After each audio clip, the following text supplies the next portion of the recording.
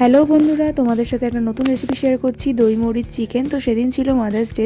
Duty থেকে আসার পর ভেবেছিলাম মায়ের জন্য একটু স্পেশাল কিছু করা যাক। তো ঘরের মধ্যে ছিল এই কিছুটা চিকেন। তো সেটা দিয়ে একটা নতুন রেসিপি ট্রাই করেছিলাম। যাদের হাতে একদম সময় কম আর একরকম চিকেন খেতে খেতে বোর হয়ে গেছে, অবশ্যই রেসিপিটা একবার হলেও ট্রাই করো। খুব অল্প কিছু উপকরণ দিয়ে, ঘরে থাকা জিনিস দিয়ে হয়ে যাবে।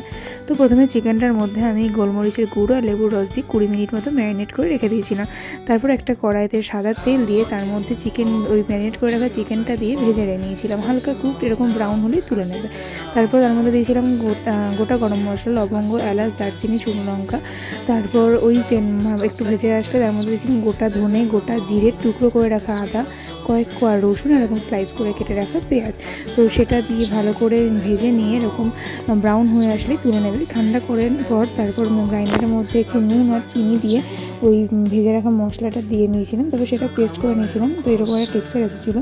পেস্ট করে নেওয়ার পর ওই তেলের মধ্যে চিড়ে রাখা কাঁচা লঙ্কা আর কাশ্মীরি লঙ্কার গুঁড়ো দিয়ে একটু নেড়ে নিয়ে মশলাটা দিয়ে দিয়েছিলাম। তারপর দিয়ে দিয়েছিলাম ফেটিয়ে রাখা টক দই। তো টক দই দিয়ে ভালো করে মশলাটা কষিয়ে নেওয়ার পর তেল ছেড়ে আসলে বুঝতে হবে মশলাটা আমাদের কষে গেছে। তারপর দিয়ে দিয়েছিলাম ওই ভেজে রাখা চিকেনগুলো। এর রান্নার কিন্তু কোনো আলাদা করে কোনো জল দেওয়া হবে না। তো কারণ ভাজার সময় চিকেনটা কুকড হয়ে গেছিলো। তো আর বাকিটা লো ফ্লেমে ঢাকা দিয়ে কুকড হবে। তো ভালো করে কষিয়ে নেওয়ার পর যখন তেল ছেড়ে আসবে বুঝতে হবে আমাদের চিকেন রেডি। তো তারপর আমি উপর থেকে হালকা কসুরি মেথি ছড়িয়ে দিয়েছিলাম, দেন ঢাকা দিয়ে রেখেছিলাম যাতে স্মেলটা পাওয়া যায়। 5 মিনিট ঢাকা দিয়ে রাখার পর ঢাকাটা যখন তুলি একটা খুব ভালো গন্ধ বেরোচ্ছিল।